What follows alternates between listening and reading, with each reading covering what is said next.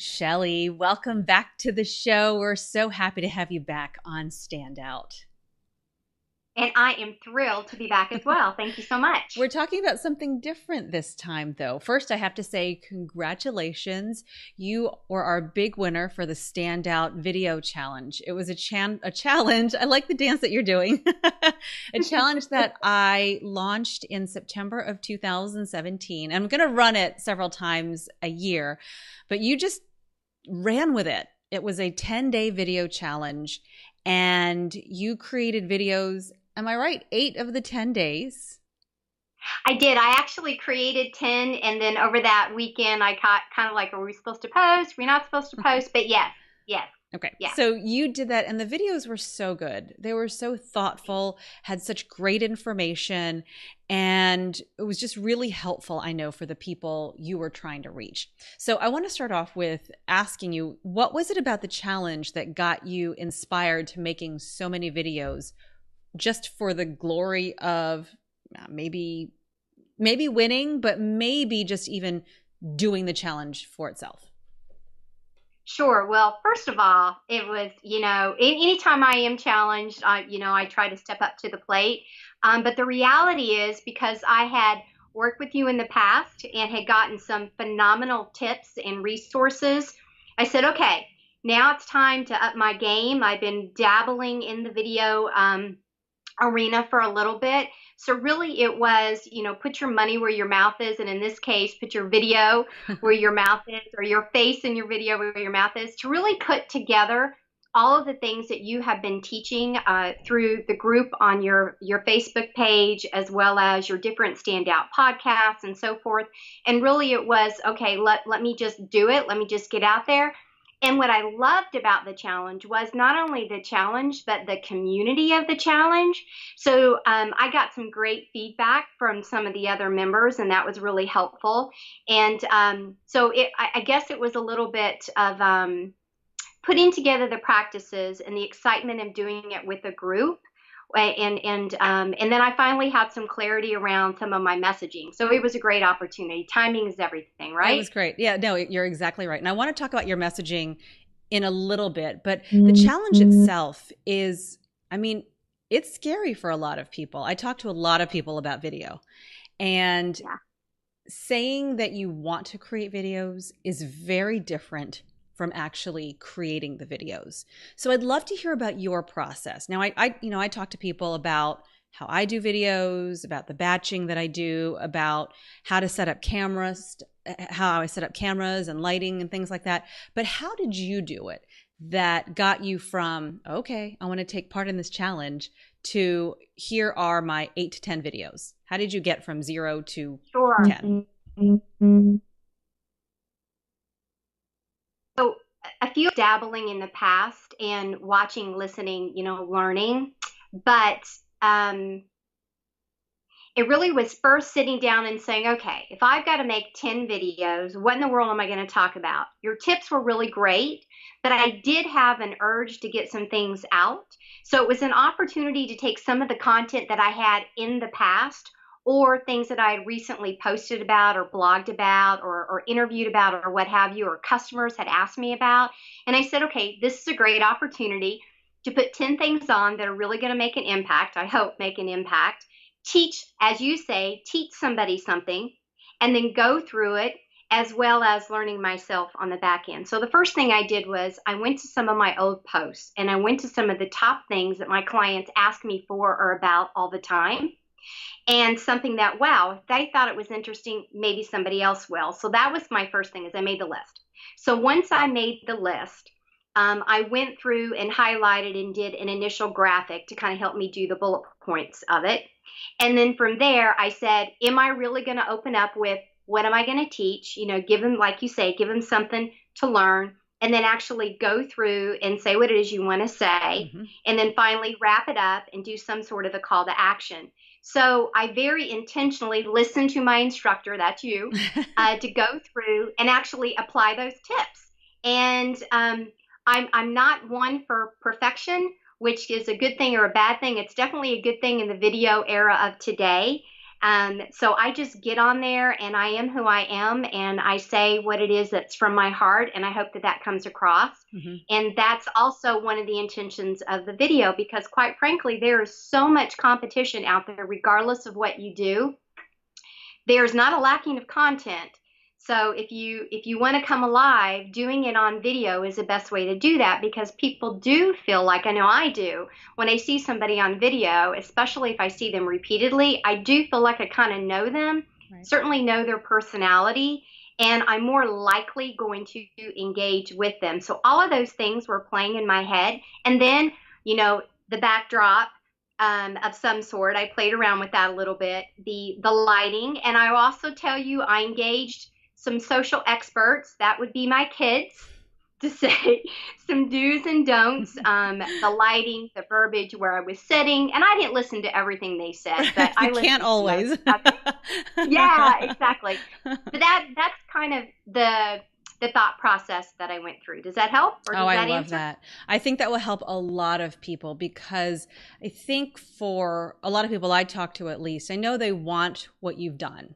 They want to have gotten this bank of videos under their belt, but there's a lot of fear to it. There's a lot of, oh my goodness, what if I don't look right? What if I don't sound right? And I think what you've learned, and I want to ask you about that, what you've learned is that you kind of have to just do it. It's not going to be perfect in the beginning, and maybe it will be, but it takes time to get the way you say words and put sentences together, and it takes a while to connect with the camera, but you need to start the connection so you can get better at it. And you can't get better at it until you actually make the videos. So now that you've done this, now that you've sat through, and maybe it was nerve-wracking, maybe it took too long, maybe you weren't as happy with me in the middle of the challenge as you were at the end of it, but what do you feel now? How do you feel now about videos? Well, one thing that when I started this challenge and I'd done in the past was I tried to rehearse exactly what I was going to say, so I didn't have to look away of notes. Mm-hmm. The reality is, a lot of the people, if not everyone I follow, do have the notes, and they do occasionally look away as that little reminder. So at first I tried to memorize, and then I was like, okay, I can't memorize, and I don't want to sound robotic. So finally, honestly, I gave into it. And even a couple of my videos where I got tongue tied, I was like, okay, well, I'm not going to edit that out.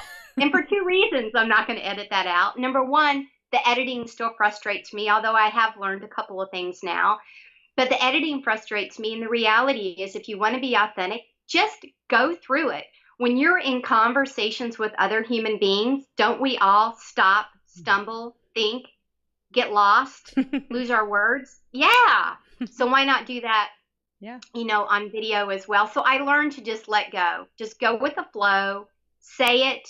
And then as the editing, gets easier, I guess, then maybe I'll get a little bit more bolder with some of those things. But the lesson learned is just go with it, just get on, speak from your heart, speak from your expertise, and people will believe you and they will tune in. So just let it go and just do it. And yes, it is still very intimidating. It's intimidating and invigorating, because when you get into a groove, all of a sudden you forget that you're on camera. And if you just act like you're talking to a person, just like we're talking now, mm-hmm. the whole thing flows. It just flows. So we kind of get inside of our minds and we just let it go and act like you're talking to somebody, and you'll be just fine. I love it. I love it. So I encourage anyone who's watching or listening to check out Shelly's videos. I'm going to link them and put them in the show notes for this episode, but you can go to YouTube, and you're at Premier Rapport, right? So Shelley Smith, Premier Rapport, that's your YouTube channel. And Shelley mentioned this, I have a Facebook community that anyone can join, and you can check out her videos there. Just use the hashtag StandOutVC once you go into the Standout with Cheryl Tan Facebook community. So yeah, check out her videos, because, and we're going to get to the second part of this, you have something you want to share with a very specific group of people. So I deliberately waited to talk about this as far as what your business is. You're a business owner. You've been an entrepreneur for many years. So I want you to tell us what your business is. Thank you so much. So, Premier Rapport has been in existence for about 10 years. It's a business consulting firm on the eastern, East Coast of Virginia. And my forte and my expertise is company culture, workplace culture. And it's something that I've always worked in and around. But the reality is, I focused on the services, the things that help the culture, instead of just calling out point blank. The culture is what matters. The culture is what causes all those other leaks and opportunities for retention, employee engagement, the war on talent, all those buzzwords. It's the problem is your workplace company culture, and it can be a little bitty problem, or it could be to the point that it needs to be rescued and a complete overhaul. So my expertise in the business consulting firm of Premier Rapport is workplace company cultures in a nutshell. So I interview a lot of entrepreneurs, especially locally in the Virginia Beach area where we both live, near the Virginia Yeah. Beach area. And a lot of them, they would say, especially as they are growing, I talk to a lot of company owners where their businesses are growing. And the number one, and I know you know this, but the number one thing they talk about is um, finding the right people, finding the right people to grow their companies. And then right under that is culture. And as you know, because you talk with people all the time, is that they're hand in hand. So this is something that if you want a company that is successful, and I would say that most people do, that they need to take a closer look at the things that they're doing to attract people, the things that they're doing to make sure the people they already have are as happy and as productive as they can be. Is that right, Shelley? Yes, a company's culture is absolutely predicated on their success, or rather, their success is predicated on their company culture. We just don't walk around using that language Mm-hmm. like we do employee Right. engagement and turnover and retention, but it's absolutely all predicated on that.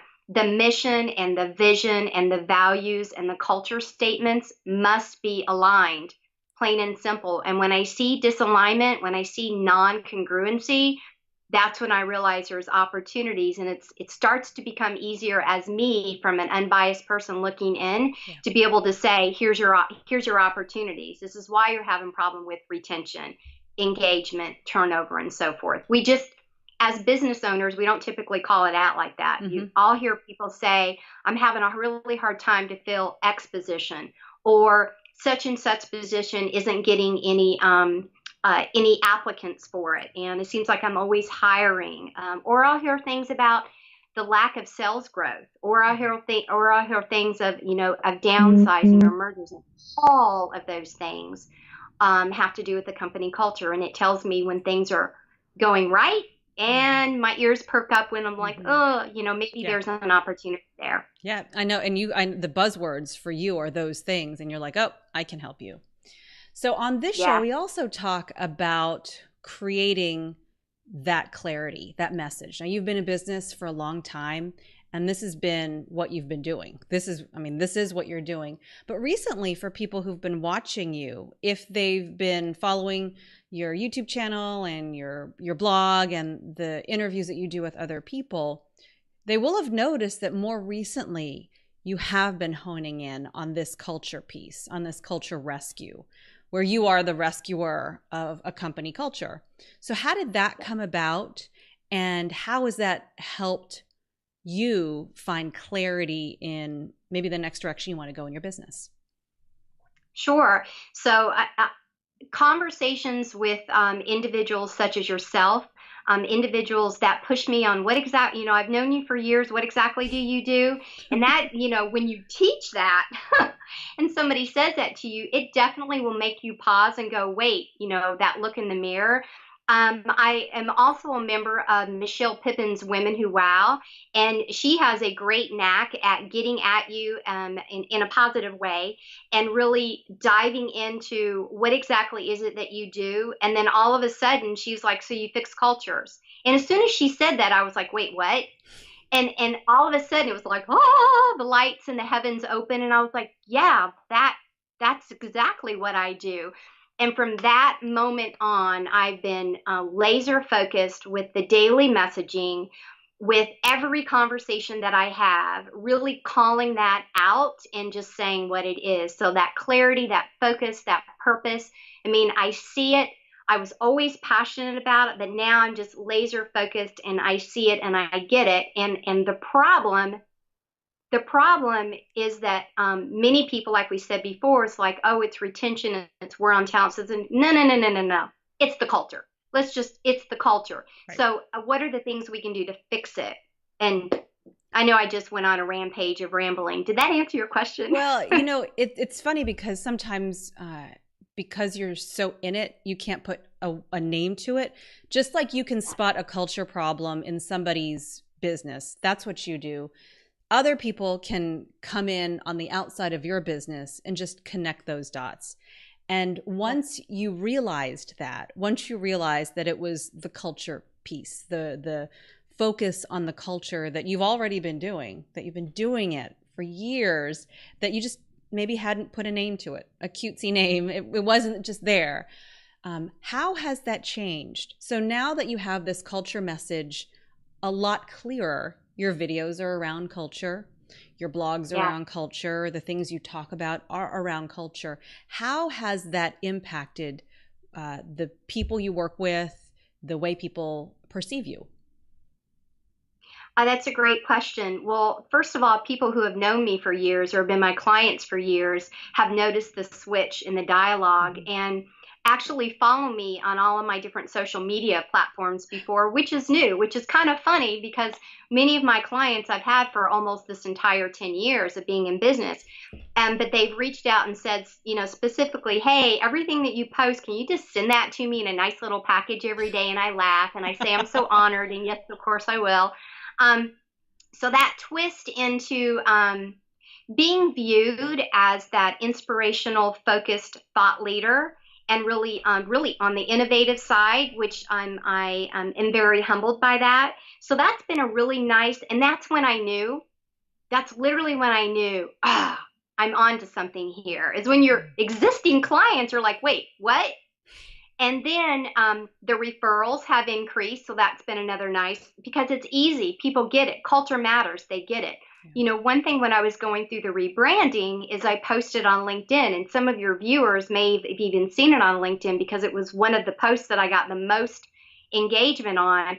I put out there the different designs that my graphic artist had put together for my new logo. And I got so much feedback, and it was all good. And what I mean by good, it was people saying, wow, this one really tells me immediately what it is that you do. And people who had followed me for years and said, I didn't really understand the whole zipper thing. I got it once you said it, which you've even said that to me. It's like, what is that? Okay, wait, you have to explain the zipper thing so that now you said it. So I had my previous logo was, if you could visualize a Y, but a Y with a zipper. And so for me, it was the subliminal of Y. I'm a big, Simon Sinek start with Y. And I talked about the start with Y before Simon Sinek talked about it, but that's a whole nother story. So the Y was, everything about you, what it is that you do, it needs to be centered around your intentions. So that was number one. And then the zippers were supposed to be like teeth because I'm all about the connection. And then I don't mean just connection from a networking standpoint, but the connectivity and the ability to connect to people and things and resources all around us. And so for me, it stood for that. And so I got it, but if everybody else didn't get it. So the marketing, going back, so the marketing and the whole culture matters piece, which is now my tagline, people get that. And my logo includes a little magnifying glass because it signifies that inspector, that analyst, that rescuer. They can tell that I'm going to take some sort of a deep dive into workplace culture. So now all of a sudden, the rebranding has made it such an ease for prospects as well as clients and referrals. They're like, oh, I get it, without having to go, what does this person do? So the consistency in all of the branding and the daily messaging on top of the message itself, and the comfort of being able to share the message. I mean, I can quickly get on any video or conversation and just start rambling now, because in a good way, I hope, because it's focused Right. and it's congruent. And so all of those things have happened. So yes, my sales have increased. My rate of closure has increased. My differentiation between myself and anybody else in my lane has increased. So it's been good. It's been good across the board. A game changer, that's for sure. So I Yes. encourage, if you're watching or listening, I encourage you to take a listen or a look at the other episode I did with you, Shelley. It's episode 17 of the Standout podcast, and you share mistakes that entrepreneurs make when growing a business. Now that hasn't changed. That information hasn't changed. It's the messaging. So I'll link all that information in the show notes for this episode.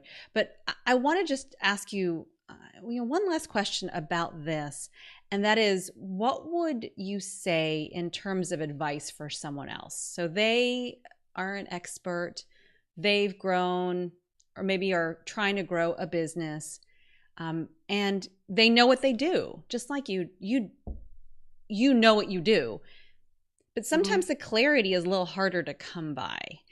How would you suggest that they go about finding that? Like it sounds like you talked with a lot of people and you listened. I mean, you listened to a lot of people. The listening part, I think, is not as easy as it sounds. So how would you suggest for someone else who's looking for that clarity? Because messaging is so important. Without the right message, you will make it very hard for people to find you. And I think that you have maybe seen that. So what kind of advice would you have for other people who maybe are in that void? They're like so close to a good message, like they're so close to their message. How would you help them? Well, there are a few things. Number one, you do have to listen. You have to be willing to listen. It's just like when you're sending out an employee engagement survey or satisfaction survey. If you don't want to hear the answer, you probably shouldn't ask the question. So number one, you do have to listen. So that's a valid point. And listening for owners is actually to send it out to your customers and send it out to your prospects. So through this messaging piece, I actually have always sent out some sort of a survey to my clients every year to make sure that I'm on track, because I'm a huge proponent of that. And I always want to deliver in Excel. So I added some questions around my messaging this time. Cool. How would you describe me? So one of the things that I do in my culture inquiry is I take different groups of people of all levels of the organization, and I simply say, I just go up to them and have a conversation, or there's an email marketing that says I'm going to come. And I literally say, here's a sticky note, just write down the first 3 words or short statements that come to mind that describe your company culture. And so I did that on myself, and I did it twofold. I said, what comes to mind when you immediately think of me? And the ones that I really know really well, I was like, give it to me straight. I'm thick-skinned. So give me 3 words that describe me from a characteristic standpoint, and then give me 3 things that describe the work I do.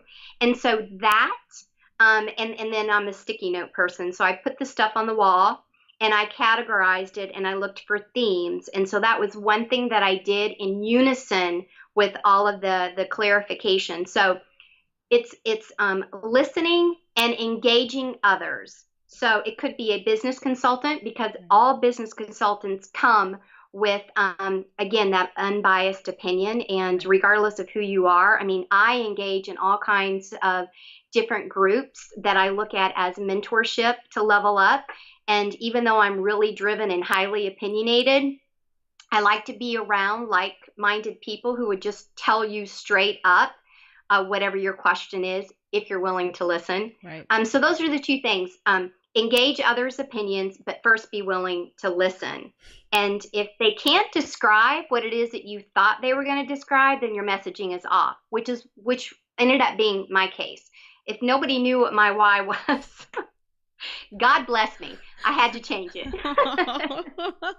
Oh, well, I love that that you listened, because this message is so clear now, and the clarity of this will serve you and your customers and clients. And that is the bottom line, and that is excellent advice for anybody who is trying to figure out what it is they're doing you know, that Yeah. next level, that next step. Okay, so what's happening next with you? What's going on with Premier Rapport? What can people expect from you and your business now? Well, consistent daily messaging. I every morning ritual On is video? I do either a I either do why I rotate it up. The last 2 weeks because of your challenge it was video, but I'll do a some sort of a picture that I make on PowerPoint and turn it into a picture to post. So, you know, a 5 step or 5 tips Oh, or a thought for the day and or a video or a blog, and I post all of those things consistently on my LinkedIn, my Google Plus individual and business account, as well as Twitter, as well as Facebook. So because you know different people are in different platforms for that. So you can look for me to continue to do that. okay. I will also tell you that one of the big things that you helped me with was organizing my YouTube channel. And so for those of you who have not done so, you need to contact Cheryl or look at her YouTube or mine to see how it's categorized because it definitely putting it in playlists definitely helps. So you can look for that consistency. And then the other thing is I've got lots of speaking gigs that are coming up, and then I have my fourth book coming out, which can I plug that? Absolutely. Please do. Four It's books. Amazing. fourth one. So I'm excited. This one is called How to Avoid Culture Big Fat Failures, BFFs. So it is definitely an in your face, fun, sarcastic, you know, just straight up, this is what's working, this is not this is not working within companies, and definitely some tips around how to fix them. So some statistics in there. I reference a couple of goodie but oldie books. I talk about Zappos, which is a amazing company Amazing. culture. They're always in the news for things. And Hmm. I talk about Jim Collins' Good to Great. Hmm. But I give some tips around and ways to do some internal inquiries to help company culture as well. So they can look for that and look for me on the speaking realm. And if they need help with their company culture, from a little bit of a tweak to a hot mess rescue, they can contact me for that too. Love it. Yes, all that will go in the show notes if you need help spelling Premier Rapport, which is your website, which is phenomenal. And I really loved what you said earlier. I mean, you can get caught up in your head when you're making videos, when you're speaking live, uh, to like say the perfect thing, to drop the ums and the ehs and all of that. But at the end of the day, if you are doing a video a day or doing a video a week or whatever you decide is right for you, people will get an idea of what kind of person you are because it's hard to hide on camera. So I Yeah. think that's I think people have been able to do that with you, Shelley, and I really, really appreciate you taking part in the challenge and rocking it, and sharing your great tips on how you've created such a clear message here with our community. Thank you so much.